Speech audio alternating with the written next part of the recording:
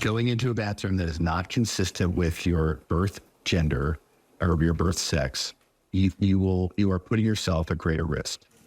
Tonight, the so-called bathroom bill is back in the spotlight, and it's felt a bit like a ping pong match this week, going through several major changes. But today, the House and Senate came to agreement on some changes that make sure children at school won't be charged by going into a bathroom that doesn't identify with their sex at birth. News specialist Lindsay Aerts has been following the legislation very closely. And it has felt like a bit of a ping pong match this week, as again today the House and the Senate went back and forth on some changes to this bill today, coming together to make a tweak that children could not be charged for using or going into a bathroom of the sex they identify with as opposed to their sex at birth. We're going to go ahead and call the House to order.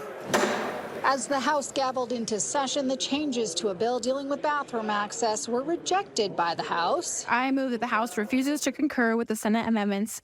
That forcing a special conference committee for the chambers to agree on a tweak. The biggest change, honestly, is just we never wanted any child to be given a criminal record for simply just being in the wrong bathroom. In the end, both sides coming to an agreement and the legislature passing the bill, dictating that males use men's restrooms and females use women's. Person should go to the bathroom of their birth sex, and if there's questions, they ought to find a non-gender specific bathroom. The bill does not penalize someone just for using the wrong bathroom unless they cause affront or alarm or commit a crime like lewdness, voyeurism, or loitering, and it stiffens those penalties. Going into a bathroom that is not consistent with your birth gender or your birth sex, you are putting yourself at greater risk. And I think that's the best way for everybody to look at it and say, how do I avoid risk? All of the Democrats and a couple of Republicans voting in opposition.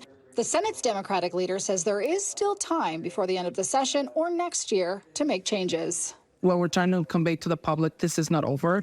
Now, the LGBTQ advocacy group Equality Utah issued a statement saying they are grateful for the changes for students, but they hold the position that transgender Americans have the freedom and liberty to access facilities within public spaces, and they are sorry for the fear and distress this has caused.